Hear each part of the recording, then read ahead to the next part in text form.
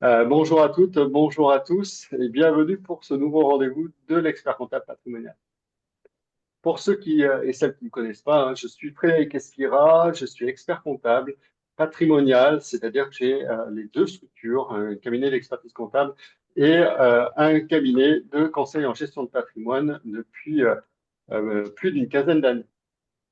Après avoir développé ces deux activités, j'ai souhaité développer l'organisme de formation à la demande d'un certain nombre de confrères qui souhaitaient se développer vers le conseil patrimonial. Et donc, naturellement, on a essayé de les accompagner, de construire un certificat, le certificat conseil patrimonial qui attaque au mois de mai. Pour ceux qui souhaitent se renseigner, eh bien, vous allez pouvoir trouver tous les renseignements sur le site de Force Patrimoine. Et puis, depuis ce début d'année, nous avons lancé les webinaires de l'expert comptable patrimonial qui vont aborder au fil de la saison certains thèmes, notamment des thèmes civils, financiers, comme aujourd'hui avec le flash marché que vous retrouverez chaque début de mois sous la baguette du chef d'orchestre Jean-Marc Chevassu, responsable et directeur adjoint chez Mahaka de la partie notamment allocation d'actifs pour ce qui nous concerne aujourd'hui. Bienvenue à toutes, bienvenue à tous. Jean-Marc, je te laisse la main et présenter tes invités du jour. Bien, bonjour à tous et à toutes. Merci pour votre présence nombreuse et de plus en plus nombreuse parce que je vois que des gens rentrent encore dans ce webinaire. Webinaire dédié aux experts comptables afin de vous donner tous les mois une vision macroéconomique, d'une part, marché, et puis aussi très pragmatique de l'allocation d'actifs. Comme toujours, nos fidèles alliés avec Audrey, Claude, Yufeng, Armand, merci de te remettre, c'est sympa. Donc Fidelity, JP Morgan, Amundi, Evansboard, qui sont et qui seront les habitués de l'exercice. Et puis comme l'a dit Frédéric, évidemment pour ma part, en tant que fondateur Mahaka, mais aussi directeur de la gestion de patrimoine à l'Université Lyon 3 et notamment d'un fameux master de gestion de patrimoine qui est dédié à l'expertise comptable. Donc tout ça est un maillage qui va dans l'objectif de faire des experts comptables les conseillers patrimoniaux d'aujourd'hui et de demain, ayant une place transversale dans le conseil auprès des chefs d'entreprise. Voilà, comme toujours, la journée va se dérouler d'une manière, enfin la journée, quelle ambition, l'heure et demie qu'on va passer ensemble avec une macroéconomie. Je crois que c'est Audrey qui va commencer aujourd'hui. Sera suivie d'une présentation d'un fonds et ce sera Audrey, encore, la star du Ouais, c'est jour. ma journée. Et ben voilà, c'est la Sainte Audrey, c'est aujourd'hui. Et puis derrière, avec Yufeng, on fera le travail habituel de présenter le fonds d'Audrey par rapport à notre allocation tracker et de voir comment ce fonds apporte visiblement quelque chose de pas surnaturel, mais le petit plus de Balzen. Pour ceux qui ont passé 45 ans, ils savent ce que je veux dire. Voilà, et on conclura avec Pierre-Yves. Pierre-Yves, es-tu là? Pierre-Yves n'est pas encore là? Si, Pierre-Yves si, dit je suis clos, là. donc il faut... Bonjour. Ah, pardon, je Bonjour à t'avais peu. tous. Merci J'étais en Pierre-Yves. mute. Donc, tu es en mute. Ok, Oui. et Pierre-Yves qui conclura sur la partie crypto comme d'habitude. Audrey, si tu le permets, lance-toi. Allez, c'est parti. J'ai prévu quelques petits slides pour accompagner mes propos. Alors, franchement, je suis pas gâtée parce qu'on peut dire que depuis qu'on s'est lors du dernier point, dernier flash, tout allait plutôt bien. Les marchés étaient porteurs, on avait une vision assez claire. Il y avait Trump, mais on pensait que ça allait quand même plutôt bien se passer. Là, on va dire qu'on s'ennuie pas, hein. Chaque jour, il se passe quelque chose. La géopolitique est très riche, Trump parle beaucoup et les marchés sont plus qu'agités.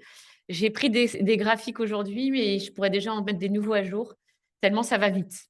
Tout va vite, tout bouge. Je vais essayer de vous donner quelques éléments pour vous repérer dans ce monde où il y a beaucoup de volatilité. Mais voilà, il faut rester confiant, toujours rester sur les fondamentaux et tout ce bruit qu'on a autour de nous sur la géopolitique notamment, C'est des choses qui s'apaisent dans le temps et il ne faut pas paniquer, bien sûr, c'est vraiment le message qu'il faut retenir aujourd'hui.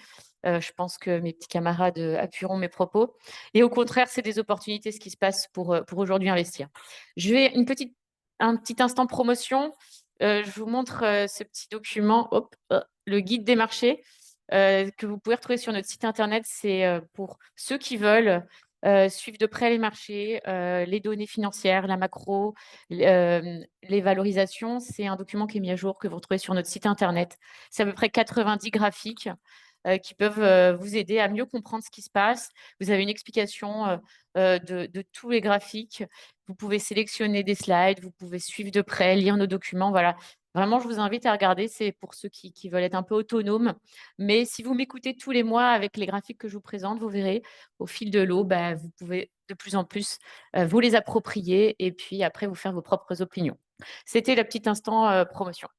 Alors si on revient sur un peu ce début d'année, plus que mouvementé, et quand je vous ai parlé il y a à peu près un mois, bah, on vous parlait de l'exceptionnalisme américain, hein, puisque on était passé à une attente de récession il y a un peu plus d'un an à finalement une, croissance très, forte des États-Unis. C'est ce que vous voyez ici sur le graphique à gauche.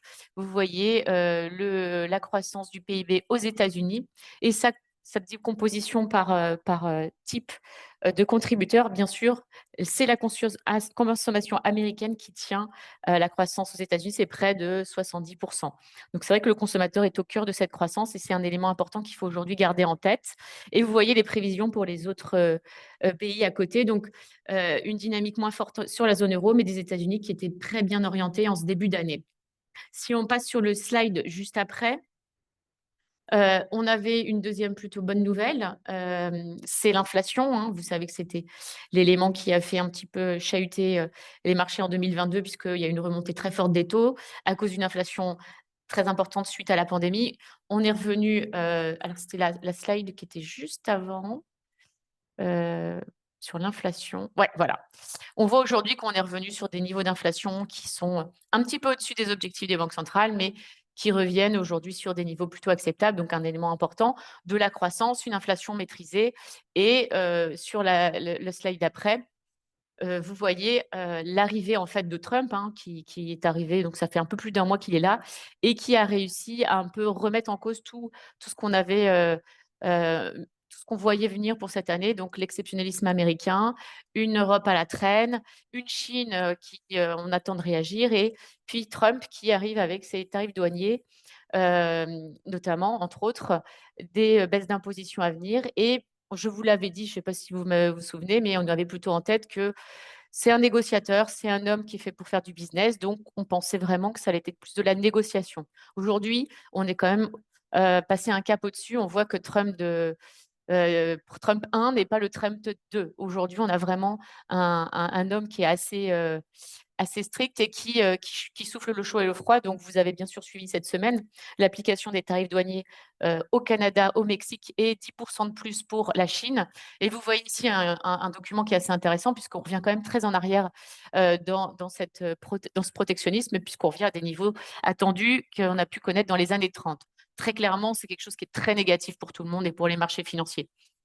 On voit, et c'est la petite bonne nouvelle sur la fin de journée hier, je ne sais pas si vous avez suivi, mais voilà, il a commencé à céder un petit peu sur un secteur en particulier qui est l'automobile, laissant un peu plus de temps aux Mexicains et aux Canadiens de réagir. Vous avez bien entendu l'Europe qui devrait être impactée prochainement. Donc, c'est vrai que ces tarifs douaniers nous mettent un petit peu de, de volatilité et puis nous font craindre un retour de l'inflation, bien sûr, aux États-Unis et puis forcément un impact sur la croissance américaine qui aujourd'hui est plutôt très bien orientée. Je vous rappelle que cette politique est menée pour amener justement cette relance en baissant l'imposition des sociétés aux États-Unis. Donc, c'est vrai que Trump vraiment a besoin de ces tarifs douaniers, mais est-ce qu'il va les appliquer comme il le prédit jusqu'au bout? Est-ce que ça va être encore de la négociation? C'est un peu l'incertitude qu'on a, mais en tout cas, aujourd'hui, il agit avec force et c'est ce qui nous inquiète un petit peu. D'autant plus que si on regarde sur le graphique d'après, et c'est l'élément qui est aujourd'hui assez incertain, c'est que on se demande où vont aller les taux aux États-Unis, puisque finalement, on pensait qu'il n'y aurait pas de baisse de taux puisque l'inflation va revenir. Mais on ne sait plus trop et les marchés sont un petit peu perdus. Vous avez les taux longs qui baissent très fortement par rapport au début d'année. Là où vous avez les taux en Europe qui remontent très fortement, donc un dollar qui baisse et des prévisions aujourd'hui qui sont un peu compliquées à anticiper puisque, on pense potentiellement que la croissance devrait être impactée par la politique de Trump. Mais jusqu'à quelle hauteur? C'est un élément qu'il va falloir suivre et encore une fois, on a eu du mal à comprendre le monsieur, hein, puisque c'est quand même quelqu'un qui aime bien les marchés financiers, qui s'est fait élire parce que, il y avait un sentiment d'inflation trop forte aux États-Unis. Donc c'est vrai que dans son mandat, on est un petit peu surpris par ce qu'il fait aujourd'hui. On a le sentiment qu'il va casser la croissance, remonter l'inflation, donc une stagflation qui est un des pires scénarios pour les États-Unis. Si on regarde sur d'ailleurs les derniers chiffres qui sont sortis aux États-Unis, on commence à avoir quelques fissures dans justement, que ce soit les indices des directeurs d'achat, les fameux PMI aux États-Unis, hein, vous voyez, qui commencent à baisser sur la partie service. Ils restent à peu près au-dessus de 50 sur la production manufacturière. Je vous rappelle qu'au-dessus de 50, c'est plutôt un chiffre positif, en dessous, c'est une contraction. Si on regarde un autre indice qui est, sur, les intentions d'investissement des petites capitalisations des entreprises aux États-Unis. Vous voyez à droite, vous voyez qu'il y a très clairement une baisse. Et puis le dernier élément qui est vraiment l'élément qui nous inquiète le plus sur le graphique d'après, c'est la confiance des consommateurs. Et quand vous avez 70% de la croissance américaine qui dépend du consommateur, très clairement, si le consommateur il commence à avoir peur, on va vraiment, on risque d'avoir un impact sur la croissance. C'est sur la slide d'après, si tu peux passer, Émilie. Voilà. Donc beaucoup de voilà, des petits indicateurs qui commencent à se contracter. Alors encore une fois, on n'est pas dans une situation dramatique, mais c'est des sources d'inquiétude, sur du court terme, à voir jusqu'où, la politique de Trump va amener justement la croissance américaine et l'inflation. Néanmoins, et c'est ce que je mets dans le graphique d'après que vous pouvez voir, on revient sur nos indicateurs PMI. Moi, j'aime beaucoup cet indicateur. C'est vraiment à regarder, hein, et encore une fois, allez sur notre site, vous les retrouvez à jour. Donc là, il est même pas à jour puisqu'on en a eu un qui est sorti sur les États-Unis hier, qui est à 51,6 en composite. Donc on voit que malgré tout, les États-Unis restent aujourd'hui quand même un pays qui est très bien orienté avec une croissance économique qui devrait quand même bien tenir. On est au-dessus des 50, et historiquement, les États-Unis ont toujours, cette capacité à surpasser leurs homologues des pays développés. Donc vraiment à suivre, mais on pense quand même et on ne voit pas pourquoi, Trump irait tuer la croissance économique de son pays. Mais par contre, ça va être une année qui va être très chahutée, très compliquée, et où il va falloir, avoir, voilà, les reins solides et garder confiance, et ne pas céder à la panique, comme on peut le voir tous les jours où les marchés montent et baissent fortement. Côté, en Europe, alors donc mon titre, il pourrait changer par rapport à ce qui s'est passé en début de semaine, hein. On a quand même une Europe qui est à la traîne, qui fait du surplace. Malgré tout, et c'est la bonne nouvelle de cette politique de Trump, hein, s'il y a quelque chose à retenir, c'est il fait bouger enfin l'Europe et il fait bouger l'Allemagne. C'est des choses qu'on attendait depuis des années. Le réveil de l'Europe. Vous avez bien sûr suivi ce qui s'est passé, sur les marchés hier et ce qu'a annoncé l'Allemagne, hein. C'est enfin recourir à l'endettement pour relancer notamment son pays, mais également investir sur la défense. On a besoin aujourd'hui et l'Europe en a besoin. La Commission européenne a annoncé 800 milliards de budget de défense de dépenses dans la défense. L'Allemagne a un budget de 500 milliards pardon, plus, la capacité de s'endetter puisque je vous rappelle que jusqu'à présent, l'Allemagne n'avait pas le droit de recourir à l'endettement, elle était limitée. Donc elle fait pas de déficit budgétaire. Aujourd'hui, on va avoir plus de latitude.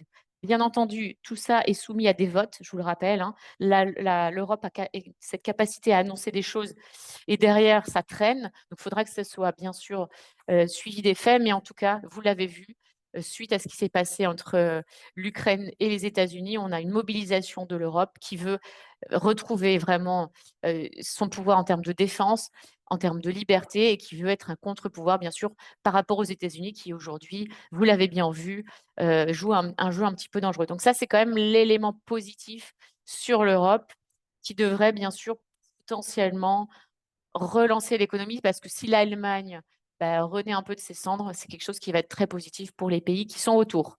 Donc plutôt une bonne nouvelle.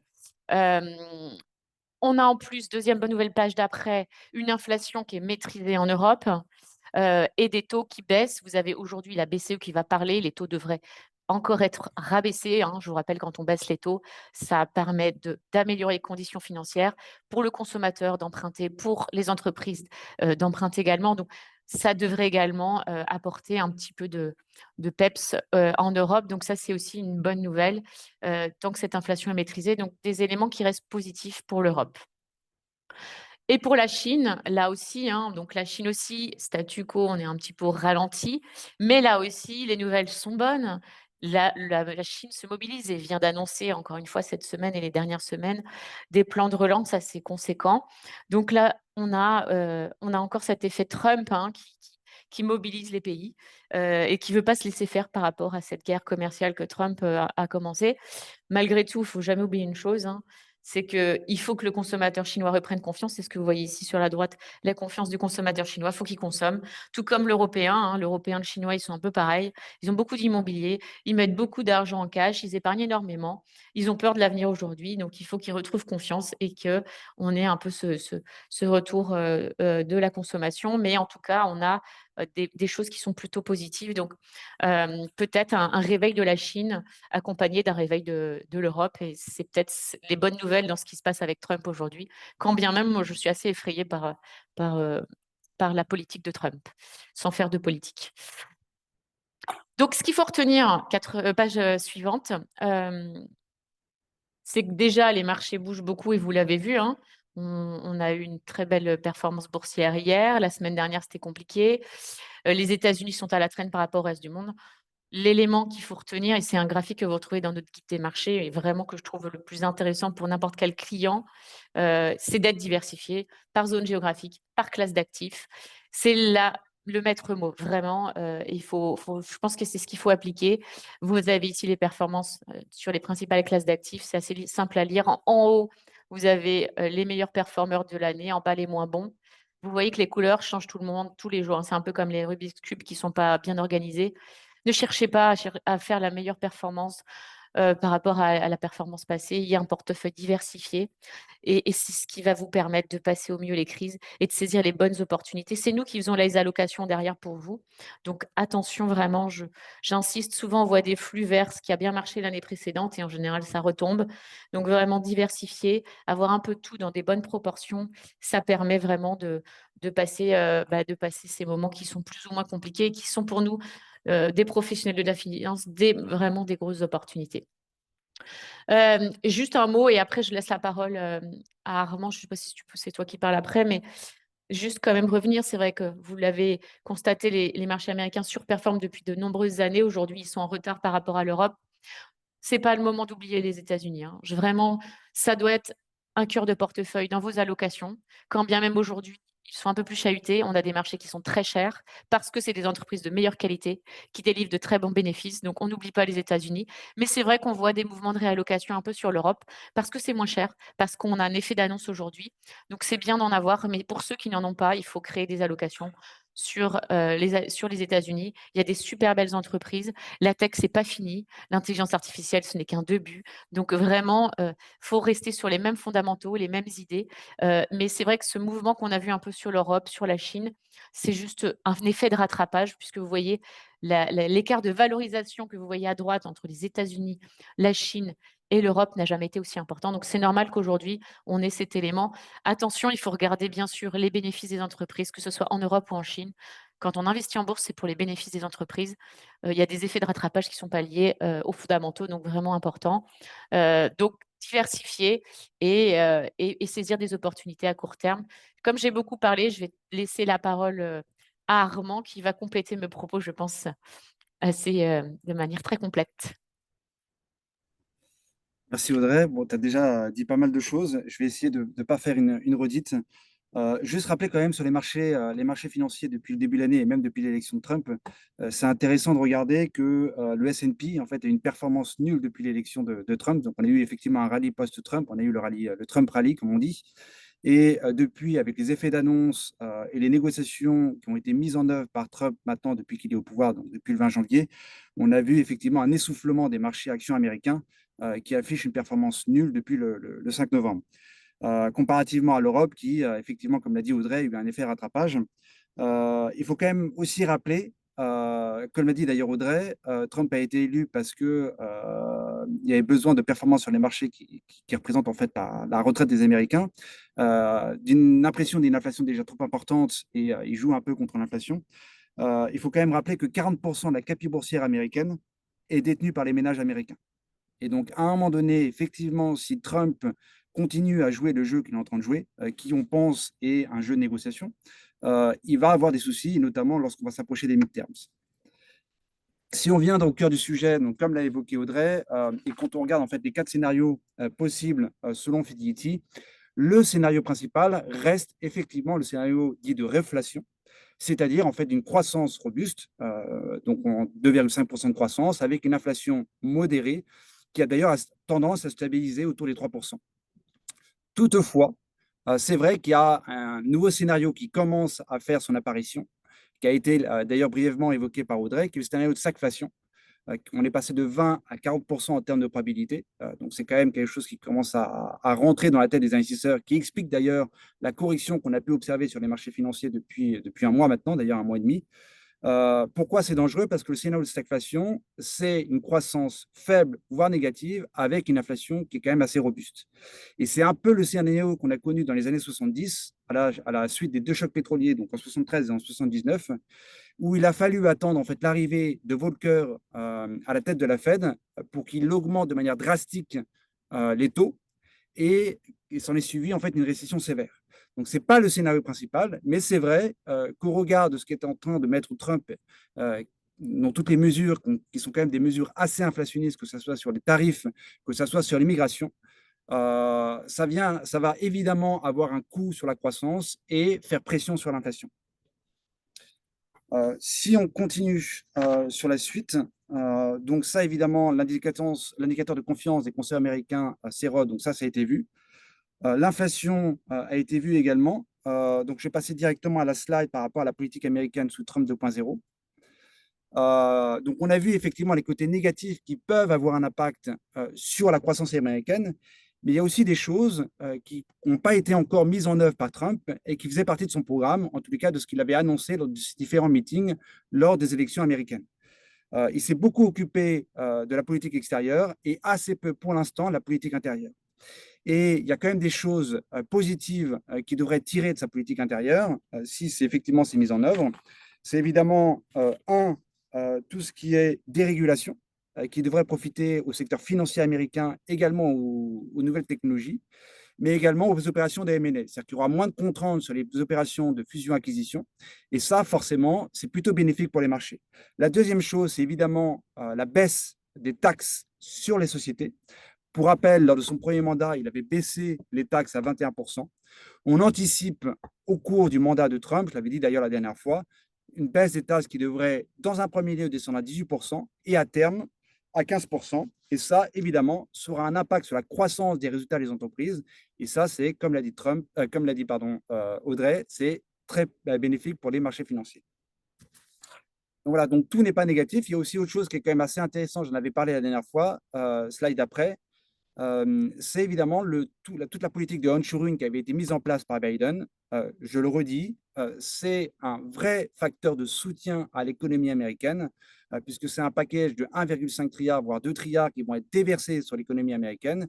Et pour l'instant, l'enveloppe utilisée à ce stade est quand même relativement faible. Donc, il y a encore plus d'1 trilliard qui devrait être déversé dans l'économie américaine et notamment dans l'industrie. Ce qui nous emmène d'ailleurs à la slide d'après, puisque toutes ces mesures vont profiter à ce qu'on appelle en fait l'Amérique profonde, donc effectivement en dehors des grosses valeurs américaines, qui n'ont pas forcément encore profité du rallye qu'on a pu observer sur les marchés américains depuis 2016. Donc évidemment, j'ai parlé du taux d'imposition, aujourd'hui qui est de 21% et qui devrait baisser d'ici la fin du mandat à 15% si Trump fait ce qu'il a dit. Et ça fait d'ailleurs, donc on ne le voit pas effectivement sur le graphique, mais c'est la ligne qui est tout en bas, ce qui fait des États-Unis finalement l'un des pays où le taux d'imposition sur les sociétés va être l'un des plus bas au monde. Donc finalement, ça ferait comme un paradis fiscal, si je puis dire. La deuxième chose qui est assez intéressante, c'est la balance commerciale du pétrole des États-Unis. Aujourd'hui, les Américains, l'Amérique est exportatrice de pétrole. Et d'ailleurs, l'Europe est un des principaux clients des États-Unis sur le pétrole depuis la guerre en Ukraine. Et ça, évidemment, ça participe à maintenir les coûts de production aux États-Unis relativement faibles et c'est du coup bénéfique pour les entreprises américaines. Et la dernière chose, qui est un peu la conséquence de toute la politique du onshoring qui avait été votée sur Biden, c'est le graphique de droite. C'est évidemment, les investissements industriels sont quand même assez forts et ont explosé, et ça participe évidemment à l'industrie américaine. Donc, slide après. Donc, effectivement, si les risques sont assez présents aux États-Unis, on est quand même sur dynamique de croissance assez importante. Comme l'a rappelé Audrey, on est sur 2,5% de croissance anticipée. Il faut quand même faire attention aux tarifs et à la politique sur l'immigration qui peuvent avoir un impact, sur l'inflation et à terme, évidemment, sur la consommation représentant plus de 70% du PIB, donc de la croissance américaine. En termes de valorisation, donc ça a déjà été évoqué. Peut-être pour compléter ce qui a été dit, notamment sur l'Europe, les anticipations de croissance, dans le slide d'avant justement, les anticipations de croissance des résultats en Europe restent relativement faibles, mais effectivement, il y a certaines choses qui commencent à être positives. On a parlé du plan de relance en Allemagne, donc c'est 500 milliards sur 10 ans, donc ça fait à peu près 50 milliards par an. Donc ça, évidemment, ça va permettre la relance de l'industrie allemande et donc de la croissance européenne. Évidemment, il y a ici la BCE qui va continuer à baisser ses taux. On anticipe aujourd'hui des taux à 1,75 points de base, 1,75% pardon, à terme en Europe, là où ils sont à 2,90 aujourd'hui. Donc on a encore de la marge sur les taux en Europe. Et enfin, le plan de relance sur la défense qui a été annoncé par la Commission européenne. Donc c'est un plan de 800 milliards de dépenses qui devrait être financé par un taux d'endettement un peu plus supérieur. Et ça, c'est intéressant parce qu'évidemment, ça a profité depuis une semaine aux valeurs de défense en Europe. Il faut quand même avoir en tête aussi que ces 800 milliards ne vont pas se déverser overnight, donc du jour au lendemain, dans les valeurs de défense, puisque les entreprises de défense en Europe n'ont pas les capacités de production pour justement digérer tous ces financements. Donc, il y a eu effectivement un effet d'annonce, mais attention aux effets d'annonce, puisque la croissance des résultats des entreprises liées à la défense en Europe ne va pas augmenter du jour au lendemain, ça va se faire plutôt sur la durée. Sur le reste, tout a été dit. Je vais passer directement à la Chine pour compléter le propos d'Audrey, parce qu'il y a pas mal de choses intéressantes sur la Chine. Donc, effectivement, on sort de 4 ans de performances négatives sur la Chine pour plein de raisons, et notamment une politique chinoise qui a été extrêmement restrictive entre 2021 et mi-2024. Et effectivement, on commence à avoir un changement de ton de la part du gouvernement chinois depuis l'été 2024 qui a été plutôt bien perçu par les marchés jusqu'à maintenant. Et avec notamment le plan de relance qu'on a connu en octobre, qui va être accompagné par le plan de relance qui va être annoncé ou qui a été annoncé ces derniers jours. Ce qui est intéressant par rapport à la consommation, donc, c'est que effectivement l'indice de confiance des ménages chinois est au plus bas pour des raisons d'effet de richesse, puisque 60% de l'épargne des ménages chinois est investie dans l'immobilier. On connaît tous en fait ce qui s'est passé sur le secteur immobilier en Chine. Et par ailleurs, les marchés boursiers ont perdu 50% en 3 ans. Donc il y a un double effet richesse qui explique en fait que l'indice de confiance des ménages chinois soit plus bas aujourd'hui. Parallèlement, le taux d'épargne a explosé en Chine. On est sur un taux d'épargne de 33% en Chine, là où pré-Covid, il était plus entre 25 et 30%. Donc, on a eu quand même une explosion du taux d'épargne qui, à un moment donné, va se déverser dans l'économie via la consommation ou via l'investissement, pour peu que le gouvernement chinois arrive à renouer avec la confiance des consommateurs chinois. Ce qui me permet de faire écho avec la slide d'après, qui est quand même relativement intéressante, qui montre aujourd'hui en fait la part de la consommation chinoise dans le PIB en Chine, qui est anormalement basse. Et en fait, la consommation a vocation à être beaucoup plus importante dans le PIB, puisque ça fait partie en fait du plan qui avait été annoncé en 2020-2021 par Xi Jinping, ce fameux plan de prospérité commune, qui avait vocation d'avoir une croissance en Chine qui soit plus robuste, moins portée par des secteurs un peu plus volatiles ou moins stables ou moins durables, comme l'immobilier, et plus porté par la consommation intérieure. Et on voit effectivement qu'on en est loin. D'où la nécessité du gouvernement chinois aujourd'hui d'annoncer un plan de relance fiscale de grande ampleur, justement pour stimuler la consommation en Chine, pour être en ligne avec ce qui avait été annoncé il y a 4 ans maintenant, 4 ans de cela, par le gouvernement chinois.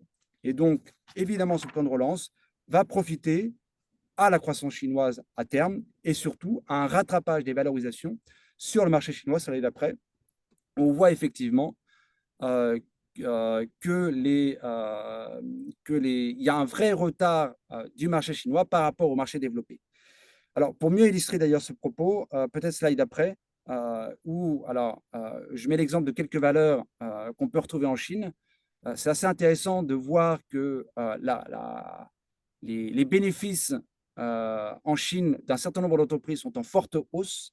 En revanche, on voit effectivement que le cours de ces valeurs-là n'ont pas tendance à suivre la croissance des résultats des entreprises. Ce qui est une vraie anomalie, puisque justement les marchés financiers ont vocation à répliquer la croissance des résultats des entreprises. Et un exemple assez simple, alors même si effectivement la valeur a bien rebondi depuis maintenant un an, mais toujours très en retard, le cas d'Alibaba, par exemple, qui n'est pas ici, mais Alibaba est légèrement, le cours d'Alibaba est légèrement au-dessus de son cours d'introduction en bourse, alors que le résultat net de la société a été multiplié par 4. Donc on voit effectivement que le potentiel de rattrapage du marché chinois reste important, d'où, d'ailleurs, comme l'a rappelé Audrey, la nécessité de diversification dans les portefeuilles. Un petit mot, dernière slide, sur le commerce extérieur de la Chine, avec notamment en ligne de fond la guerre commerciale entre les États-Unis et la Chine, avec notamment l'annonce par Trump de droits de douane supplémentaires sur les produits importés chinois. Ce qu'il faut avoir, c'est que depuis le premier mandat de Trump, la Chine a largement diversifié ses exportations et moins soumis à l'économie américaine aujourd'hui. Et on voit effectivement les exportations chinoises vers les États-Unis représentent aujourd'hui plus que 2,8% du PIB chinois. Ce qui veut dire autrement que la Chine aujourd'hui est assez peu exposée à l'économie américaine, alors même que les exportations, c'est le graphique de gauche qu'on voit, les exportations chinoises dans le commerce mondial n'ont cessé d'augmenter depuis 2020. Donc on voit effectivement que la guerre commerciale, finalement, la Chine est moins soumise à cette guerre commerciale qu'elle n'était lors du premier mandat de Trump, puisque la Chine a appris en fait des déboires qu'elle avait pu connaître lors du premier mandat de Trump et a pu diversifier ses débouchés des produits manufacturiers chinois. Voilà, donc finalement, on est relativement en ligne avec ce qu'a dit Audrey. On reste effectivement positif sur les États-Unis, malgré des performances qui, pour l'instant, ne sont pas en rendez-vous depuis les élections de Trump, parce qu'on voit effectivement que les performances sont nulles pour l'instant. On va plutôt privilégier, être moins sur les méga caps, mais plutôt privilégier des valeurs industrielles qui ont moins profité du rallye qu'on a pu observer sur les marchés américains, et notamment au regard de la concentration des indices. L'Europe reste une zone intéressante à pas non plus négliger, notamment dans le cadre des plans de relance qui ont été annoncés ces derniers jours. Et enfin, la Chine, c'est un peu la lumière au bout du tunnel. On sort de 3 ans, 4 ans de performances négatives sur la Chine. Peut-être que 2025 sera enfin le rebond tant entendu sur le marché chinois, même si effectivement on a commencé à avoir depuis un an un début de rebond sur le marché chinois. Claude, je te laisse la main pour conclure. Oui, merci Audrey Armand. C'est très intéressant d'avoir le point de vue de sociétés de gestion américaines, parce que comme on sait, c'est quand même les Américains qui animent les capitaux au niveau mondial. La vision d'Amundi est un peu, alors il y a un prisme européen, puisque nous c'est plutôt l'Europe et les émergents, mais voilà, en gros, je risque de répéter certaines choses, mais en tout cas, on a quelques points de divergence. Donc, premièrement, sur la croissance américaine qui semble résiliente, on est d'accord. En revanche, l'affaiblissement du marché de l'emploi laisse présager un avenir proche qui va entraîner une modération de la consommation américaine. Hein, et comme la consommation américaine, la consommation représente une part importante de l'économie américaine, ça pourrait affecter la croissance économique, en particulier, nous, on pense au cours de ce premier semestre. Donc l'administration Trump, hein, on l'a vu, et puis alors je ne vais pas parler de ce qu'il dit en géopolitique, on l'a tous vu. Deuxièmement, on a un slide après, donc les investisseurs ne croient pas que la Fed sera en mesure de continuer à réduire ses taux, parce que les préoccupations qui sont liées à l'inflation vont prendre le pas sur le désir de stimuler l'activité économique. Et dans le pire des cas, les banques centrales devront reprendre donc la lutte contre les taux d'inflation qui seraient durablement supérieurs aux objectifs fixés. Donc, on pense quand même qu'il peut y avoir aussi un ralentissement économique dans la zone euro, car la tendance sur le pouvoir d'achat va peser sur la consommation. On ne pense pas non plus au scénario extrême, c'est-à-dire une récession, parce qu'on l'a vu, notamment, ça a été conforté par des récentes données économiques de l'Allemagne, on ne va pas vers une récession. Troisièmement, je vais le faire light parce qu'il a été déjà dit beaucoup de choses. Sur la Chine, on a un avis un peu différent. Nous, on pense que le ralentissement devrait se poursuivre encore quelque temps, parce que le gouvernement, ce qu'il avait mis en place, c'était la priorité à une croissance durable de long terme et à la réduction de l'endettement qui était jugé trop élevé.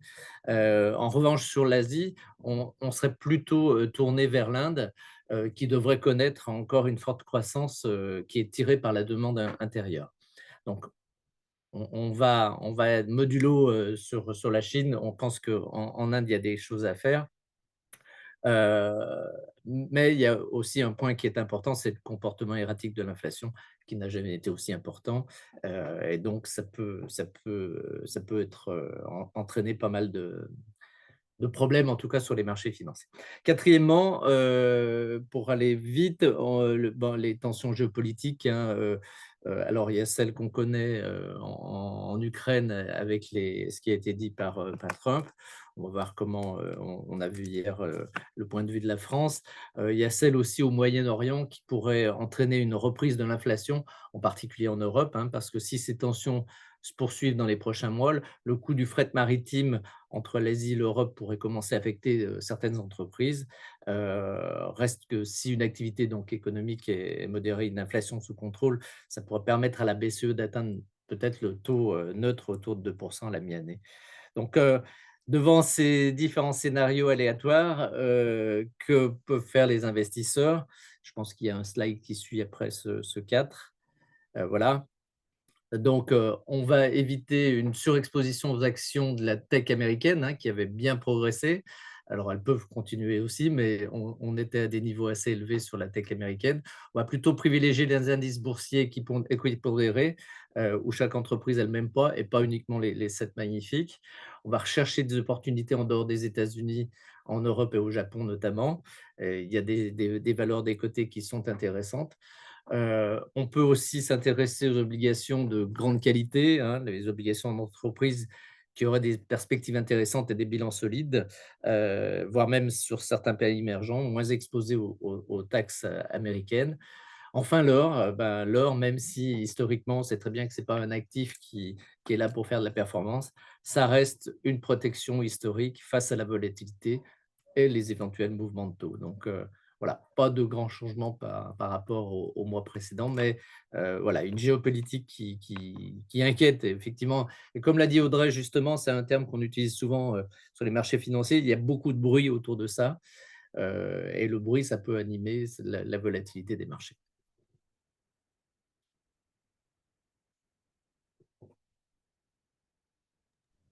Merci à vous trois. Avant qu'on passe sur Youfeng et Evansboard, je voudrais rajouter 2 petites choses. Le but de l'exercice, de vous faire une macro, c'est déjà bien de voir qu'il y a des avis qui sont un petit peu différents sur certaines choses, voire carrément différents. Une allocation d'actifs, c'est pas une boule de cristal, hein, et quand on vous parle de diversification et de décorrélation, c'est bien pour ça qu'il faut travailler là-dessus, puisque la performance de l'allocation d'actifs, plus que le choix des fonds, c'est bien ces fonds entre eux et leur diversification qui va donner, et c'est une grande enquête de Fidelity qui a au moins 40 ans, qui le dit, hein, c'est 90% de la performance, c'est l'allocation. Deuxième chose, on parle d'inflation, de déflation, de stagflation.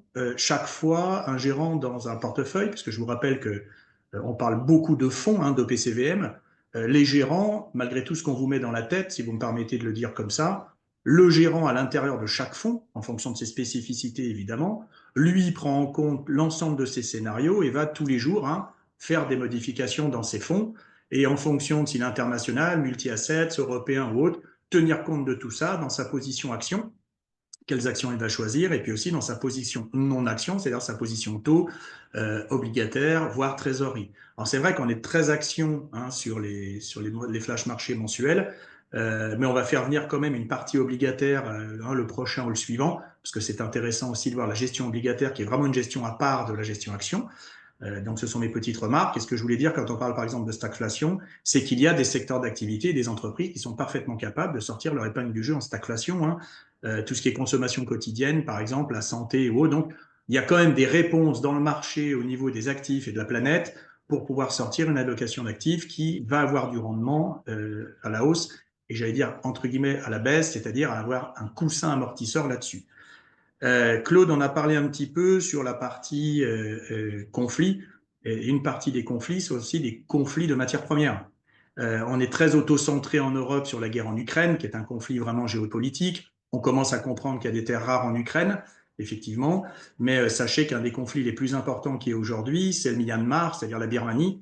La Birmanie, c'est le 3e producteur, donc Chine, États-Unis, Birmanie, sur les terres rares. Que la Chine regarde ça de très très près et soutient la junte militaire parce que c'est quand même 1,5 milliard à peu près d'échanges entre autres. Donc il y a aussi des conflits qu'il faut surveiller parce que qui dit terres rares, sans faire de physique ou de chimie, puisque ça réunit les deux, vous avez les terres rares légères et les lourdes. Les lourdes, c'est tout ce qui est stockage de données, tout ce qui est laser, notamment sonar, donc militaire.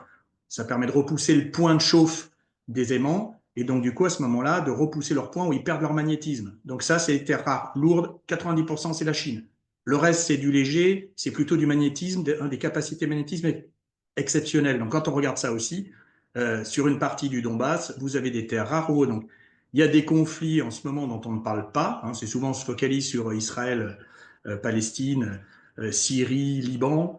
Et puis Ukraine, mais oui, il y a la Birmanie, il y a le Soudan qui vit une véritable crise, dont en partie une crise aussi pétrolière, avec la coupure d'un pipe qui traverse du Soudan Sud au Soudan Nord. Voilà, donc il y a quand même aussi des éléments géopolitiques qui à tout moment peuvent nous surprendre. Quant après, si on parle de l'Ukraine, il va y avoir une grosse question qui se pose, c'est si c'est un cessez-le-feu ou si c'est une paix.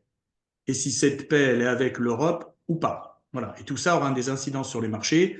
Mais encore une fois, il y a toute la réactivité des gérants, parce que même si vous, en tant qu'allocateur, vous choisissez les fonds, dans chacun de ces fonds, en fait, vous avez bien un mandat de gestion dans lequel les gérants, tous les jours, font des mouvements. Donc, je relativise un petit peu aussi le fait que certains, parce que je reçois des petits commentaires, et notamment de mes clients, et pour vous faire... juste avant Yufeng, je reçois plein de mails de clients depuis quelques jours, mais j'en ai un qui est très parlant ce matin. Bonjour Monsieur Chevassu, suite aux déclarations du dingue qui nous sert de président, excusez-moi, je ne fais que lire, je vous avoue que nous sommes un peu inquiets pour nos placements. J'ai des fonds en euros, on m'a toujours dit qu'ils étaient garantis par l'État, et comme je n'ai plus du tout confiance en l'État, est-ce qu'il faut faire des arbitrages? Donc, on voit aussi que globalement sur Monsieur, Madame, tout le monde, cette géopolitique, géostratégie, l'économie ou autre, c'est reçu comme quelque chose de très très angoissant. Il faut faire face à ça en fait dans nos allocations d'actifs parce que les clients ne sont pas du tout avertis sur ce genre de choses. D'où le fait de donner quand même des éléments, j'allais dire à la fois techniques et commerciaux pour rassurer les clients et leur expliquer ce qui se passe exactement et que il y a de l'opportunité, je crois que c'est Armand et Audrey, vous l'avez dit tous les deux, d'ailleurs, il y a des opportunités financières et de marché dans tous les scénarios, en fait. La seule chose, c'est d'arriver à capter. Amundi, par exemple, nous donne régulièrement, mais comme vous tous, c'est 2 ou 3 ou 4 scénarios potentiels, sachant qu'on affine au fur et à mesure quel sera le scénario qui va être prédominant dans l'année. Et peut-être même ce sera un 5e. D'accord? Donc voilà, je ferme cette petite digression pour ramener à ce qu'est l'allocation d'actifs. Yufeng, nous t'écoutons. Merci beaucoup. Merci Jean-Marc pour ces précisions et merci pour ces analyses macroéconomiques extrêmement intéressantes de mes confrères. Ça remet un peu le contexte de l'importance comment dire, de connaître, d'avoir la connaissance et l'outil de bien diversifier et gérer son allocation. Donc, InvestBoard, en 2 mots, c'est une fintech qui offre un outil pour simplifier la construction et la vente de conseils financiers aux professionnels de la gestion de patrimoine. Donc, dans ce cadre-là, aujourd'hui, à l'initiative de Maraca et Force Patrimoine, pour la pédagogie, la vulgarisation du conseil financier, on vous propose de faire quelques cas pratiques via l'illustration sur notre outil. L'idée, c'est pas de faire un conseil financier, mais plutôt de, faire la pédagogie via des cas réels, de la sélection de fonds et de construction d'allocations. Alors, on va commencer, première partie, pour vous présenter un fonds classé dans la catégorie action globale. Donc, justement, on parlait de diversification, moins centré sur la zone US, mais en même temps, la zone US reste quand même prédominante. Donc, peut-être investir dans le fonds action globale. Bon, c'est-à-dire, on garde une exposition significative sur le US tout en diversifiant sur le reste du monde, ça peut être une bonne idée. Alors, on va présenter ce fonds-là. Moi, je vous propose, attendez, juste, je vais faire un partage d'écran sur l'outil. Voilà. Est-ce que vous voyez mon écran? Tout le monde voit mon écran? Ouais. Super. Ce que je vous propose aujourd'hui, c'est d'abord, je vais justement Audrey là, c'est un fonds de JP Morgan. Je vais laisser Audrey te présenter un peu la philosophie, donc tous les éléments qualitatifs du fonds. Ensuite, on va scanner un peu ensemble le paramètre objectif sur le fonds via notre outil. D'accord? Alors, merci Yofeng. Donc, très, très rapidement, sur le fonds donc, qui s'appelle JP Morgan Global Focus. Donc, on est sur un fonds qui investit dans des actions du monde entier. Comme tu l'as précisé, il y a bien sûr un biais important sur les US, c'est près de 70% du portefeuille. Alors, si après on retraite par rapport aux revenus sous-jacents des entreprises, on est à 50%. C'est vraiment quelque chose de. Enfin, là, on est vraiment sur un investissement où vous n'aurez pas de mauvaise surprise, puisqu'on va aller investir dans des entreprises de très grande qualité à l'échelle mondiale, des grands noms que vous avez tous en tête, et je vous donnerai quelques exemples. Et c'est vraiment, ça repose sur la recherche de chez JP Morgan. Donc, c'est nos analystes qui vont regarder les entreprises, rencontrer le management, regarder le bilan, faire un état des lieux et ensuite retranscrire cette vue dans un classement qui est partagé avec tous les gérants chez JP Morgan. Et ensuite, le gérant n'aura plus qu'à prendre les meilleures entreprises pour construire son portefeuille. Il y a bien sûr un dialogue entre nos analystes et nos gérants. Et là, vous avez un fonds qui est vraiment les meilleures idées de nos équipes de gestion. Donc, on a un portefeuille avec à peu près 50 à 60 lignes, assez concentré, où vous allez retrouver une très bonne diversification par secteur, par pays. Vous allez retrouver bien sûr de la tech, mais de la conso, des services financiers, de l'énergie. C'est vraiment voilà, les meilleures idées et les plus fortes convictions de chez JP Morgan. Il faut vraiment rester dans l'idée que c'est de la gestion donc qu'on appelle fondamentale, donc vraiment de l'analyse traditionnelle. Et c'est ça, quand on investit en bourse, ne l'oubliez jamais, c'est une entreprise, on veut une entreprise qui va générer des bénéfices. C'est tout. Est-ce qu'à court terme, ça peut ne pas marcher parce qu'il y a des mouvements de marché qui sont liés à la géopolitique, à des banques centrales, à tout ce que vous voulez? Oui, c'est possible. Mais il y a toujours un retour à un moment donné sur les fondamentaux. C'est ça, il faut l'avoir en tête.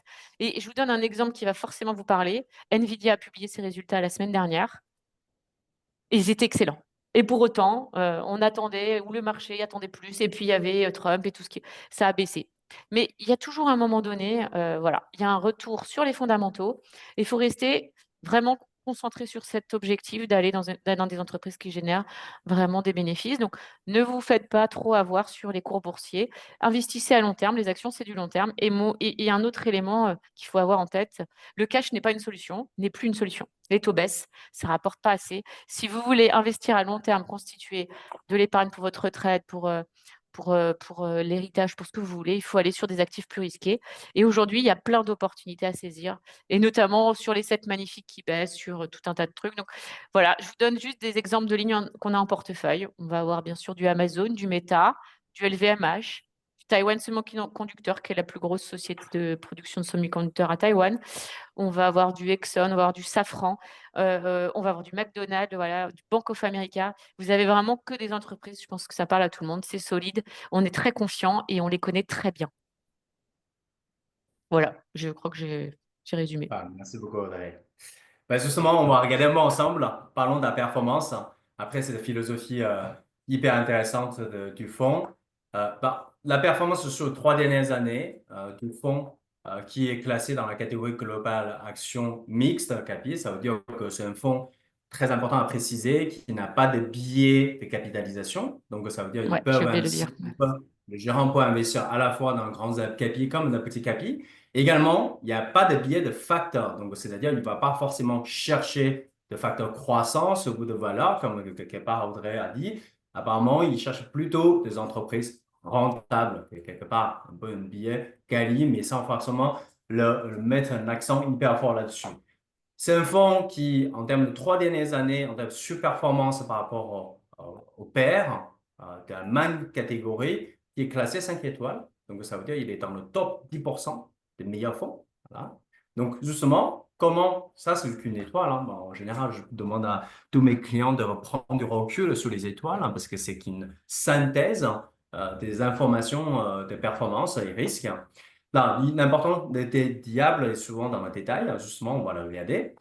C'est un fonds qui a bien super performé le pair. Bon, le pair, c'est en violet, la performance moyenne. On voit que non seulement en termes de performance, mais également en termes de risque, c'est-à-dire que ce soit la volatilité, mais notamment la perte maximum sur ces 3 dernières années. La moyenne de pair est autour de 19%, alors le fonds, il n'avait que 15% de perte maximum. Si on allonge un peu l'analyse sur 5 ans, ces phénomènes s'accentue un peu encore plus. Sur 5 dernières années, la performance, ça va presque double par rapport au pair. Hein, et perte maximum, on va jusqu'à moins 8% de perte maximum par rapport au pair, tout en gardant toujours le même profil de risque autour de même, c'est-à-dire la même volatilité. Alors, si pareil, on entre un peu plus en détail, on analyse un peu en termes de ratio haussier-baissier du fonds par rapport à tous ces pairs. Voilà, qu'est-ce que ça veut dire ça? Ça veut dire on regarde le mouvement moyenne de tous les fonds de la même catégorie. Si la catégorie montre 1%, quelle est la proportion de hausse du fonds? Si il fait plus de 1%, ça veut dire qu'il est bon. Et l'inverse, si dans la baisse, s'il baisse moins d'1%, alors la catégorie baisse à 1%, ça veut dire qu'il se situe dans la zone de meilleur fonds. C'est-à-dire il fait mieux que le fonds que la catégorie dans la hausse et mieux que la catégorie dans la baisse parce qu'il baisse moins. Et on a des fonds agressifs, c'est-à-dire que ce soit à la hausse ou à la baisse, ils montent plus, ils baissent plus que la catégorie. Et on a des fonds défensifs, c'est exactement l'inverse des agressifs, et on a des fonds mauvais, montent moins que la catégorie et baissent plus que la catégorie. Bon, il y en a quelques-uns, je ne vais pas lister le nom. Moi, je trouve que c'est très intéressant ici, c'est que par rapport à tous les concurrents, le fonds de JP Morgan, dans la même catégorie, se situe dans la zone des meilleurs. Ça veut dire, on regarde, quand la catégorie, c'est le pair en moyenne monte à 1%, il va jusqu'à 1,8%. Voilà. Quand le pair en moyenne baisse 1%, il baisse que 0,88%. Voilà. Donc ça, il propose quand même un biais asymétrique par rapport à ces pairs. Ça, c'est très intéressant comme comportement. Toujours, on est en train d'analyser la performance, la performance passée, on ne peut pas prédire le futur, hein, mais ce qu'on peut voir sur une durée assez consistante de 5 ans, via laquelle on a quand même eu quelques turbulences sur le marché, on voit que le fonds est capable de proposer une gestion assez intéressante, c'est-à-dire asymétrique, hein, et souvent l'asymétrie de gestion de performance est le facteur de performance robuste à long terme. À côté, d'autres éléments un peu plus qualitatifs sur le fond, son benchmark, c'est MSCI World. Ça, vous avez pu comprendre. Donc, tout est en capi mixte, hein, sans biais factoriel. Et il propose un frais de gestion pour la part qu'on est en train de regarder jusqu'à 1,71%. Voilà. De frais courants. Voilà, ça c'est, on vient de faire une analyse du fonds par rapport à la moyenne de la catégorie. Donc, dans la catégorie, il y a un peu de tout. Il y a des fonds actifs, il y a des fonds passifs, il y a des fonds très bons, il y a des fonds très mauvais. Vous voyez, donc, il y a un peu de tout. Ce qui pourrait être intéressant, c'est on peut comparer également le fonds avec de tracker, c'est-à-dire justement, on va un peu au bout de ce débat entre fonds actifs et passifs. Tout à l'heure, Jean-Marc disait, il y a des gérants qui gèrent activement tous les jours derrière, parce qu'il a quand même une croyance en fonds actifs. Et d'autres, moi je connais d'autres clients à moi qui me disent, moi je ne veux plus de fonds actifs, moi je trouve le fonds passif, c'est le meilleur. Donc, on n'est pas là pour rentrer dans ces débats-là, mais pour vous montrer que l'outil vous permet justement de choisir le meilleur fonds qui soit actif ou passif en fonction de votre objectif de performance. Donc là, je vais le comparer avec un tracker. Donc, Amundi All Country World sur le par euro. Je garde la catégorie dans laquelle on analyse. On va regarder sur les 5 dernières années pour regarder la même métrique de comparaison. En vert, c'est le fonds JP Morgan. En bleu, c'est la catégorie. Et en orange, c'est le tracker. On voit bien que le fonds tracker sur les indices, effectivement, surperforme quand même la moyenne des paires catégories globales actions. En revanche, dans ce contexte-là, les 5 dernières années, JP Morgan surperforme quand même le tracker de manière assez non négligeable. Et si on regarde un peu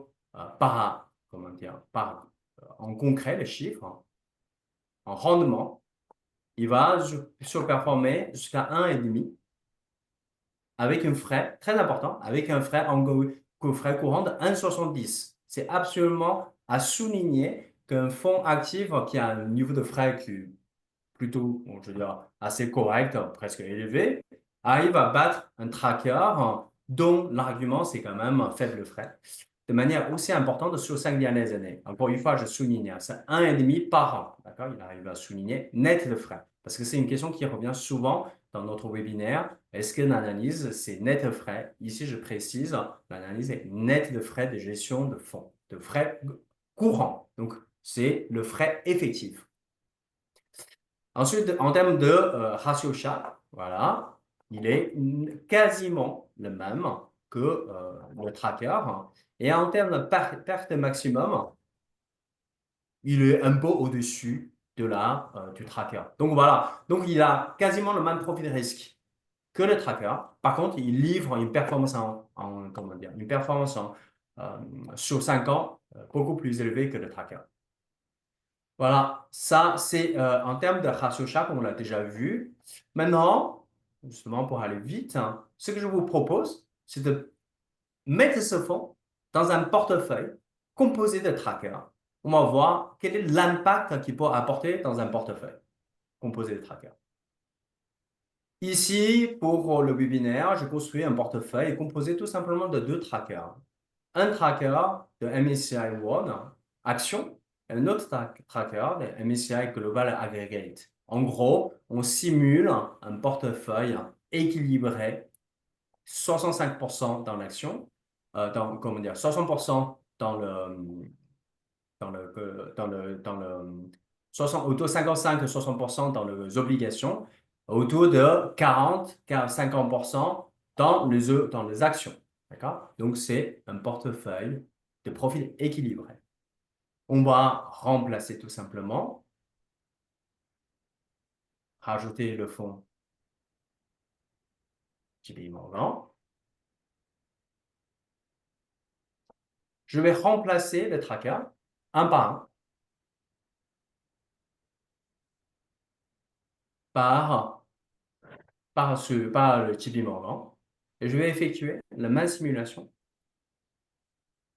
toujours sur 5 dernières années. J'ai l'allocation actuelle qui est composée purement de trackers. Voilà. Et une nouvelle allocation où je remplaçais le tracker action par JP Morgan Global Focus.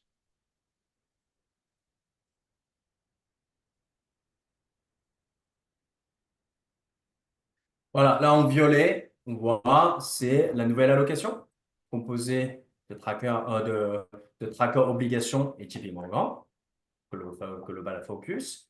Et en vert, c'est l'actuelle allocation composée uniquement de tracker.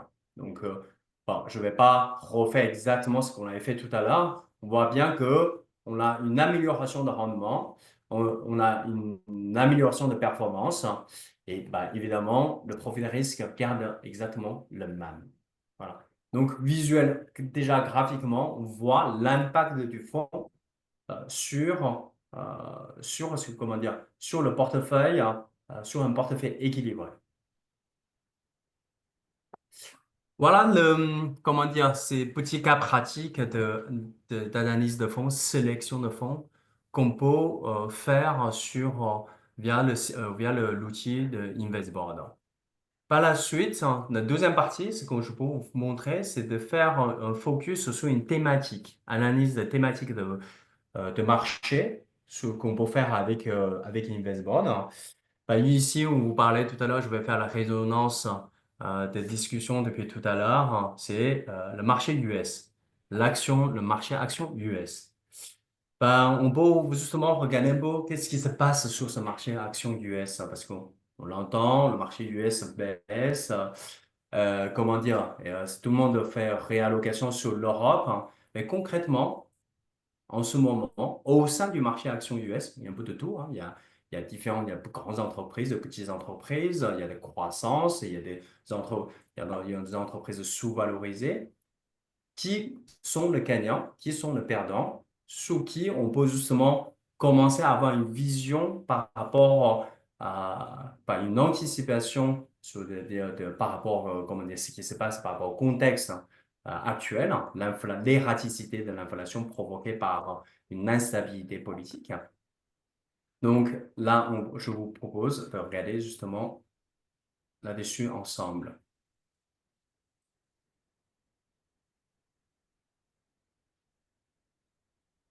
Je vais introduire toutes les catégories de fonds actions US. Voilà.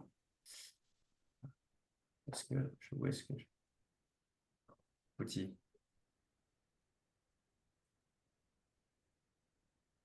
Voilà. Attendez, je vais tout simplement rajouter la catégorie et je vais me rajouter toutes les sous-sections.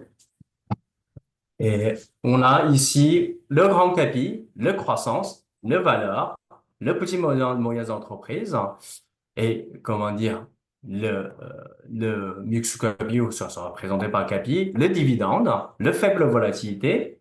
Multifactoriel, c'est un côté un peu plus compliqué, on va moins compréhensible. On va mettre tout simplement la qualité et petit moyen capi croissance, très représenté par le startup. D'accord? On va un peu analyser ce marché ensemble. Regardez, attendez, je vais vous présenter on va regarder justement avant Trump. C'est-à-dire, on fait l'analyse à partir de 2000 jusqu'à quand? Jusqu'à l'élection de Trump, c'est-à-dire c'était 5 novembre 2024. Comment le marché américain s'est comporté?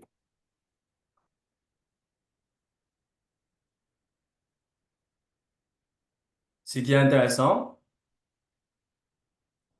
ce qu'on voit, c'est que le premier performeur de cette période-là, c'est la qualité. Deuxième, c'est la croissance. Bon, qualité et croissance sont très semblables. Pour prendre un exemple, Apple, c'est une valeur croissance et qualité parce qu'ils investissent beaucoup sur le futur. En même temps, ils ont beaucoup de cash. Donc, voilà, ça, c'est un exemple. Et après, le perdant, c'est un peu de faible volatilité et le fonds qui investit sur le valeur. C'est vraiment deux opposés, croissance contre faible volatilité et valeur. Et on voit le marché, qu'est-ce qui se passe? C'est que, en fait, on a comment dire, globalement, je vais introduire justement la catégorie, je vais la considérer comme un benchmark pour identifier quel est le facteur qui influençait le plus tout le marché action US. Là, on a marché action US, on voit le facteur qui influence le plus, c'est le grand capi, les croissances. Voilà. Donc ça veut dire quoi? Quand le marché est dans cette période entre 2000 et avant l'élection de 2020 et jusqu'à l'élection de Trump, le marché était haussier et surtout drivé, tiré par le facteur croissance. La même analyse, si on regarde depuis les élections, même encore un peu plus près, depuis décembre, 31 décembre, c'est-à-dire là où Trump commence à être encore plus erratique qu'on avait prévu, jusqu'à aujourd'hui, c'est-à-dire fin février, on constate que les choses changent. Le meilleur performant devient le valeur, devient le faible volatilité. Et par contre, le startup, petites et moyennes entreprises, et les petites entreprises sont le plus gros perdant. Et la croissance reste parmi les perdants également. Et le marché reste, dans ce cas-là, quand même toujours drivé par la croissance et le grand capi. Donc, on voit bien que dans ce contexte, ça veut dire quoi? La baisse aujourd'hui, la hausse a été drivée par le croissance, par le grand capi. La baisse également. Par contre, ce qui change, c'est que ceux qui performent, c'est ceux qui sont le plus décorrélés par rapport au marché action US, le corps. Donc, c'est le valeur, le fait et faible volatilité. Donc voilà. Donc ça, c'est une petite astuce pour vous montrer que si le marché continue à devenir comme erratique comme actuel, mais avec une tendance haussière, probablement le moteur va changer. Ça sera probablement plus la croissance, plus la qualité, mais on va avoir des actions de faible volatilité, des dividendes et de valeurs qui vont devenir le leader du marché action US. Donc, si je puis me permettre, Yufeng, Ouais. ce qu'on voit là, c'est que effectivement le marché qui est extrêmement bien valorisé sur les classes d'actifs que tu as données commence à se retourner, à regarder des belles actions dont la valeur boursière est en dessous de leur valeur nette comptable, puisque nous adressons à des experts comptables. La value, ça s'appelle comme ça. C'est exactement ça. C'est-à-dire, non seulement, ouais, il y a d'une part, le marché se dirige, devient un peu plus rationnel, on va dire, en termes de valorisation. Bah, de toute façon, notre dernier numéro, tout le monde parlait de ça, même au sein de la tech, ceux qui sont concentrés sur la croissance commencent à chercher des entreprises qui sont moins valorisées, ou en tout cas avec une valorisation rationnelle. Donc ça, c'est un comportement qui commence à devenir dominant sur le marché. Voilà. À travers l'analyse de fonds, on voit que les institutionnels, donc souvent on appelle l'argent intelligent aux États-Unis, commencent à adopter ce comportement-là. Et à côté, il y a un autre comportement que je trouve très intéressant, c'est aussi le flux vers le fonds à faible volatilité. Voilà. Ça veut dire qu'il y a une aversion de risque qui commence à monter. Ce n'est pas inquiétant. On ne peut pas dire qu'on est entré dans la récession, on ne peut pas dire qu'on est dans la crise, on ne peut pas dire qu'il y a une remontée de volatilité importante. Mais vous voyez, le marché reste pratiquement flat. On s'est habitué que le marché US fait 20%, 30% par an. Quand c'est flat, quand c'est plat, on s'inquiète. Mais en réalité, il n'y a pas de risque. Mais par contre, ce qui est intéressant, on voit, c'est à travers ce changement, le constat de ce changement de leader de facteur leader du marché US, on peut sentir un petit changement de mentalité, changement de paradigme sur le marché US. Yufeng, merci. Avant de passer la parole pour les cryptos et Pierre-Yves, simplement, je me suis permis de répondre dans le chat, Audrey, en disant que, puisque la question a été posée, que ton fonds n'était pas payable. Non. Voilà. Et Yufeng, il a été demandé aussi si on pouvait sélectionner des trackers sur Evansboard. Évidemment, on peut le faire. Je rappelle simplement à tous que dans la location d'actifs patrimoniales, vous êtes soumis à une contrainte majeure, c'est celle que les compagnies d'assurance n'agréent pas l'ensemble des fonds et des actifs du marché. Donc faites bien attention à ça. Par contre, si vous êtes en compte titre, évidemment, tous les fonds et toutes les classes d'actifs dont on parle à chaque fois, hein, et depuis ce matin, sont éligibles au compte titre. Pierre-Yves, c'est à toi. Bonjour à tous, vous m'entendez bien?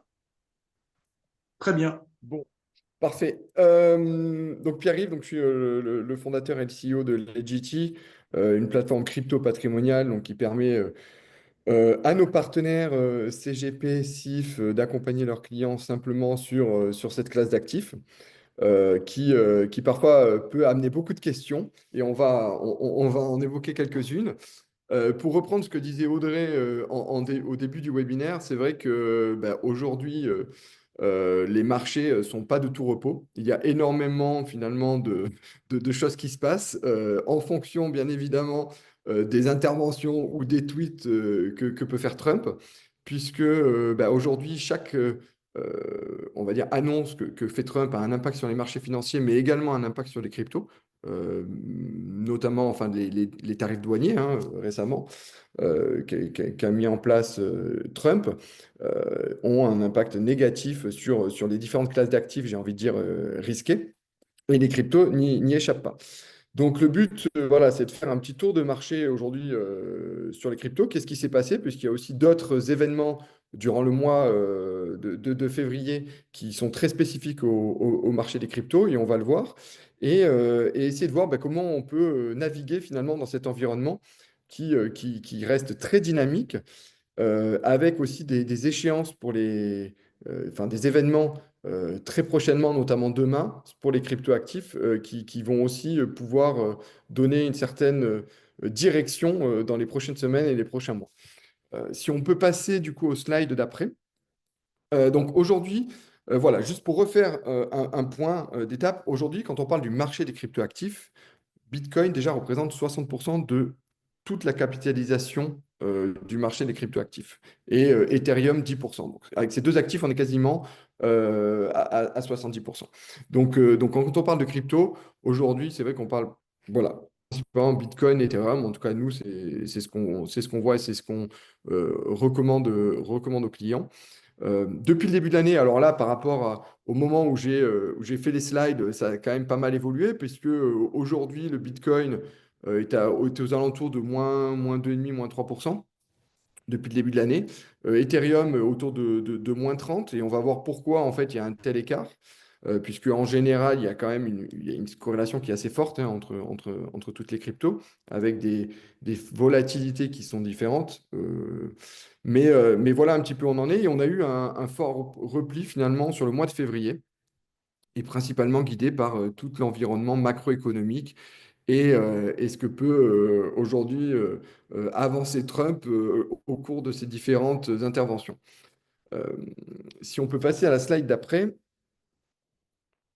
Donc voilà, donc aujourd'hui, on avait eu avec Trump un vrai engouement sur les cryptoactifs, parce que je rappelle qu'aujourd'hui, Trump et toute son administration est vraiment, on va dire, pour la classe d'actifs, et on va voir en tout cas les différents aspects positifs qu'a entraîné la prise de pouvoir de Trump pour le marché des cryptos.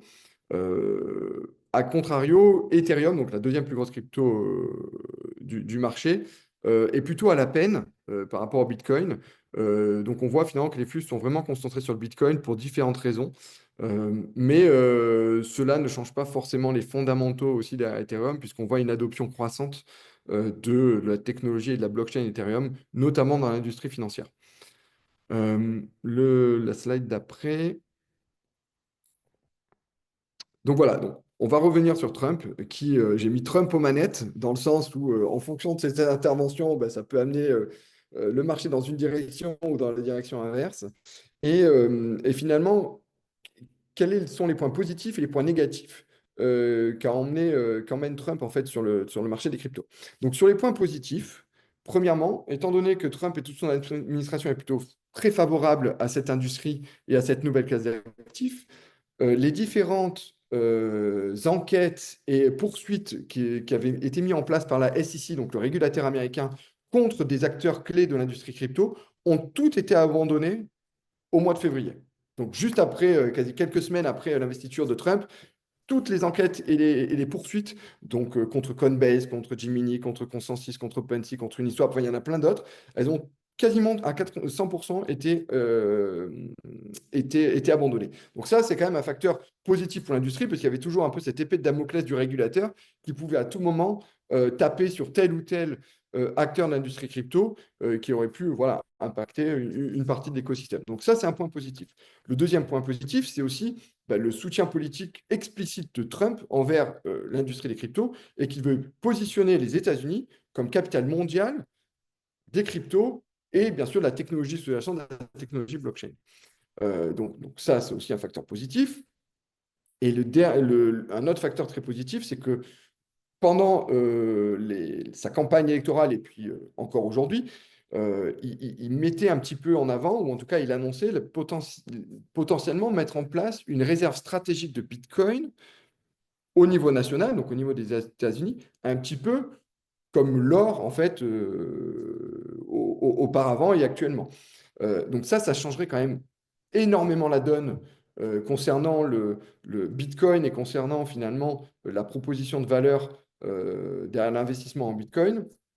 Et donc on voit que ce sujet avance de plus en plus et c'est un élément extrêmement favorable pour l'industrie des cryptos. Et enfin, le dernier élément favorable, c'est que finalement, toutes les personnes proches de l'entourage de Trump sont plutôt des personnes favorables à cette industrie et pro-technologie, enfin pro-blockchain au sens général. Puisque même Elon Musk, dans le Doge, donc dans toute finalement la partie qui vient un petit peu essayer de couper les différentes dépenses inutiles du gouvernement et les différentes agences qui ont été mises en place par le gouvernement et qui ne sont pas forcément très utiles selon Elon Musk.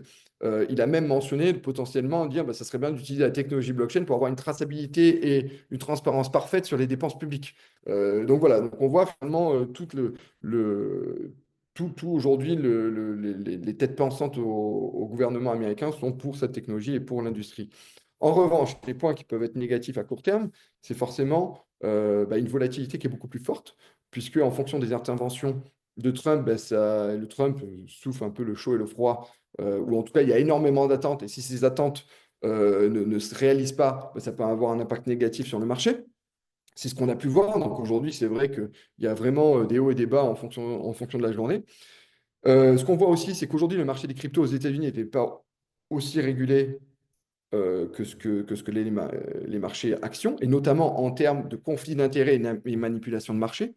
Donc il y a des choses quand même très intéressantes à observer aujourd'hui dans le marché. C'est que, à contrario, l'avantage de la technologie blockchain et des cryptos, c'est que tout est traçable. Donc on a une information qui est vraiment extrêmement fine de ce que font les acteurs crypto. Donc, on n'a pas l'identité de l'acteur, mais on peut voir exactement en fonction de son portefeuille quelles sont les actions, les achats ou les ventes qu'il fait. Et juste à titre d'exemple, donc dimanche dernier, Trump annonce qu'il allait annoncer prochainement des mesures très positives pour l'industrie, pour Bitcoin et tout ça. Et bizarrement, un trader crypto, 2-3 heures avant cette annonce de Trump, a pris des positions à effet de levier pour 200 à 300 millions de dollars. Ce n'est pas des petites sommes. Hein. Et comme par hasard, il a gagné quelque chose comme 10 millions de dollars en 2-3 heures parce que les marchés crypto, derrière l'intervention de Trump, ont monté. Donc on voit, voilà, ça peut faire peur puisqu'il peut y avoir des manipulations de marché comme ça. Et on sait que l'entourage de Trump aujourd'hui, clairement, se fait des millions sur ces mouvements de marché.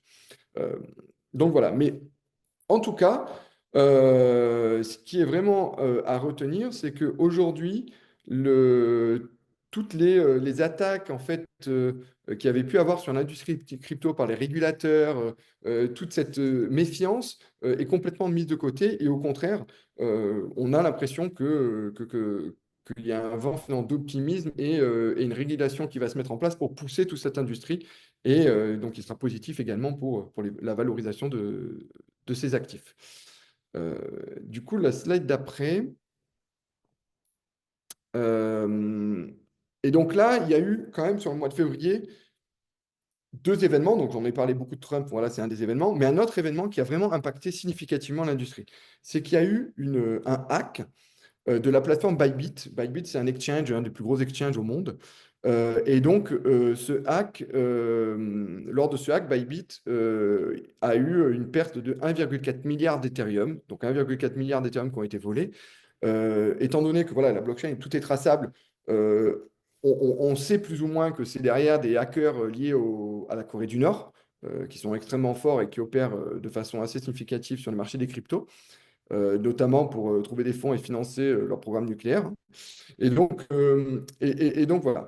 Et donc pourquoi Ethereum a été plus impacté en termes de prix en mois de février que Bitcoin? C'est parce que c'est 1,4 milliard sur une période de 10 à 13 jours, ont 100% été convertis en Bitcoin, avec bien sûr un empilement d'opérations, enfin exactement les mêmes méthodes qui sont appliquées pour de la monnaie fiduciaire dans le cadre de blanchiment d'argent, hein, empilement d'opérations et autres. Et donc ça, forcément, ça a eu un impact très négatif sur l'actif Ethereum, puisque en l'espace de 10 jours, il y a eu 1,4 milliard de ventes finalement d'Ethereum. Donc ça peut expliquer en partie la sous-performance d'Ethereum qu'on voit depuis le début de l'année. Voilà. Et puis, pour revenir à Trump et le gouvernement américain au sujet des cryptos, Trump a annoncé récemment qu'il y allait avoir le premier sommet crypto au sein de la Maison-Blanche. Et ce sommet aura lieu demain. Et il se dit qu'il y aurait des annonces majeures, en tout cas que Trump ferait des annonces majeures pour l'industrie. Il y a des rumeurs comme quoi il pourrait annoncer une fiscalité à zéro pour les plus-values crypto de certaines cryptos, notamment des cryptos émises par des sociétés américaines. C'est ça. Et puis des informations complémentaires sur le sujet de la réserve de Bitcoin que pourrait faire le gouvernement américain. Donc voilà, donc demain va être un jour, je pense, assez important pour l'univers des cryptos, parce que si, entre guillemets, Trump déçoit, on pourrait avoir une baisse significative du marché. En revanche, il pourrait y avoir un avant-après, puisque s'il y a une annonce sur une réserve de Bitcoin pour l'industrie, effectuée par le gouvernement américain, ça changerait complètement la donne, et on pourrait voir le marché flamber dans les prochaines semaines et les prochains mois. Ensuite, la slide d'après. Et donc voilà, et juste pour rappel, en 2024, les performances, enfin voilà, les cryptos étaient les meilleurs performeurs. 2023, c'était également le cas, notamment Bitcoin. Donc cette année, on est à peu près, Bitcoin, je vous le dis, est à moins 2,5, moins 3. Donc pas non plus quelque chose de catastrophique, hein, même quand on compare au Nasdaq ou à d'autres. Donc on verra ce qui se passe, mais potentiellement, Bitcoin serait encore l'actif qui proposerait la meilleure performance sur l'année 2025. En tout cas, il y a beaucoup de sous-jacents qui peuvent laisser penser à une année encore positive sur la classe d'actifs en général et notamment sur Bitcoin. Donc après, la slide d'après, c'était du coup, est-ce qu'on peut passer Ouais, voilà. Et c'était plutôt aujourd'hui une analyse sur le cycle du marché, puisque beaucoup comparent les cycles crypto, le cycle crypto d'aujourd'hui au cycle précédent, et de se dire, dans les cycles précédents, principalement, on avait une première phase avec une hausse du Bitcoin qui lançait un petit peu une tendance de marché haussier. Et puis après cette hausse-là, les plus-values effectuées sur Bitcoin ruisselaient un peu plus sur l'intégralité de l'écosystème, ce qu'on appelle les altcoins, hein, donc les crypto-monnaies alternatives à Bitcoin, et avec des hausses souvent fulgurantes. Aujourd'hui, on s'aperçoit que le marché des cryptos est complètement différent. Principalement, à cause de la prolifération de crypto-actifs qui n'ont aucun sens et aucune valeur, hein, notamment des meme coins, et qui diluent fortement le new money, en fait, le cash qui est investi par des nouveaux investisseurs dans cet écosystème.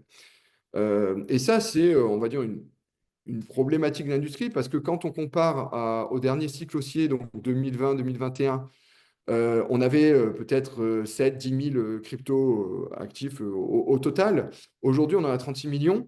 Et à ce rythme-là, on en aura 100 millions d'ici la fin de l'année, dont 99%, bien sûr, voire 99,9% ne servent à rien et iront à zéro. Hein. Faut pas se leurrer. Donc, c'est pour ça que nous, aujourd'hui, on conseille plutôt vraiment de se focaliser sur Bitcoin et Ethereum, qui sont voilà, les deux de crypto leader de l'industrie, avec de vrais fondamentaux derrière ces actifs-là, qui sont des fondamentaux différents, mais de vrais fondamentaux. Et donc, de laisser un peu de côté les autres cryptos aujourd'hui qui peuvent justement être un peu plus impactés par cette dilution du capital, en tout cas de l'offre de crypto sur le marché. Et notamment aussi qu'aujourd'hui, les capitaux institutionnels ne vont pas sur ces petites cryptos, ils vont principalement sur Bitcoin et Ethereum. À titre d'exemple, la société donc World Liberty Financial, qui est une société finalement de la famille du Trump, du clan Trump, une société qui a pour vocation de promouvoir la finance décentralisée et donc de faire énormément d'innovation entre cette frontière, entre la finance traditionnelle justement et l'innovation de la finance décentralisée, achète massivement Ethereum et Bitcoin. Et donc, depuis 2 semaines, les positions d'Ethereum ont notamment doublé.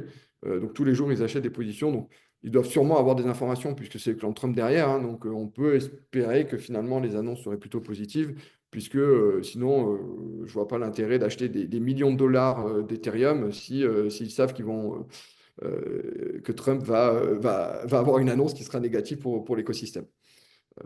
Donc voilà un petit peu. Et sur la slide d'après, quelle approche avoir dans ce contexte qui est, je le rappelle, volatile et encore plus volatile que les autres classes d'actifs. Finalement, il y a 3 étapes clés à prendre en compte. C'est vraiment, premièrement, pour les clients, le choix du prestataire de services sur actifs numériques. Principalement, il vaut mieux choisir un acteur français qui est enregistré ou régulé par l'AMF qu'un acteur étranger où les recours seraient beaucoup plus compliqués en cas de problème et où peut-être la diligence sur ces acteurs-là est beaucoup moins importante que ce qu'on peut avoir en France. Ça, c'est le premier point. Le second point, c'est vraiment, comme je le disais, se concentrer sur une exposition Bitcoin, Ethereum, qui sont déjà des actifs volatiles avec des performances, des espérances de performance déjà significatives et intéressantes, avant d'aller s'exposer sur d'autres cryptos. Et puis après, potentiellement, mettre en place une stratégie d'investissement avec des achats programmés, puisque on évolue dans un environnement volatile. Et donc, le fait de programmer ces investissements, ces achats en tout cas, permet de lisser son point d'entrée sur une période de temps avec un objectif de placement finalement à moyen long terme sur cette classe d'actifs et en rappelant que cette classe d'actifs vient en diversification finalement d'une allocation patrimoniale globale et ne vient pas finalement être complètement mise à l'écart d'une allocation globale. Il faut vraiment la prendre en considération dans son patrimoine au même titre que finalement on va être exposé sur les actions, sur les obligations, sur de l'immobilier et on aura une petite poche finalement cryptoactif qui va venir diversifier et améliorer le couple rendement-risque global du patrimoine et du portefeuille financier. Donc voilà un petit peu, je crois que la slide d'après, on avait... Voilà, mais je ne voulais pas m'étendre trop sur ce sujet, mais voilà, je voulais évoquer ces différents points. Et on verra notamment demain ce qui se passe et dans les semaines à venir. Donc je pense que le prochain point, le prochain webinaire sera très intéressant. Et il y aura peut-être un avant-après, on va dire, l'intervention et le sommet crypto à la Maison-Blanche qui a lieu demain. Yves, juste une toute dernière question rapide. J'ai eu la question pourquoi 20% du vol n'ont pas été retrouvés, ils sont passés sous silence en fait, ils ne sont pas traçables. Comment se fait-il qu'ils ne soient pas traçables? Alors qu'on parle d'une crypto, d'une blockchain qui trace tout. Alors, les phénomènes, c'est très intéressant. Moi, j'ai beaucoup étudié ça parce que j'ai même été mandaté pour des cas justement de vol de crypto par des clients de partenaires et donc j'avais pas mal investigué les choses. En fait, c'est les mêmes techniques de blanchiment d'argent qu'on peut avoir avec du dollar ou de l'euro finalement. Donc, il y a des premières phases en fait qui sont des empilements pour essayer de casser cette traçabilité des fonds. Et donc, la façon dont tu as opéré finalement les hackers de Lazarus, en fait, c'est le groupe Lazarus de Corée du Nord. Déjà, ils ont transformé les Ethereum en Bitcoin. Après, ils sont passés par ce qu'on appelle des mixeurs, c'est-à-dire des pools de liquidités où vous allez déposer vos bitcoins, mais quand vous ressortez vos bitcoins, en fait, bah, la traçabilité est perdue, hein, parce qu'au milieu, en fait, tout le pool est mélangé. Beaucoup de casinos en ligne crypto en Chine sont utilisés pour ça. Parce qu'en en fait, il faut voir un casino crypto comme un énorme pool de crypto où tout le monde va déposer ses cryptos. Mais quand vous ressortez les cryptos, bah, vous ne savez plus qui a déposé quoi. Donc, la traçabilité est perdue. Donc, c'est ce phénomène finalement d'empilement et de transactions qui permet finalement de rendre intraçable, j'ai envie de dire, une partie. Mais on voit quand même que grâce à la technologie blockchain, une grande partie est toujours traçable. Une partie, il y a 3 à 4% des fonds qui ont été gelés immédiatement, c'est-à-dire dans les jours qui ont suivi. Donc, on voit finalement est beaucoup plus simple que si, par exemple, il y a un cas de vol de dollars et de blanchiment de dollars. Aujourd'hui, je pense que c'est beaucoup plus simple de blanchir du dollar que de blanchir des cryptos, même si c'est tout à fait possible. En fait, voilà, il n'y a pas de... Les hackers, en fait, ont beaucoup de ressources, on va dire. Merci Pierre-Yves. Nous arrivons 11h31, nous arrivons à la fin de ce flash marché mensuel. Merci. Des questions, hein, ça y est, on commence à avoir des questions. Ne vous gênez pas, on peut répondre en direct, vous l'avez vu à travers le chat. Rendez-vous le jeudi 3 avril pour les prochains épisodes et les prochaines aventures avec l'équipe de Choc. Merci à tous. Au revoir. Merci, bonne journée. Au revoir. Merci. Au revoir. Voilà.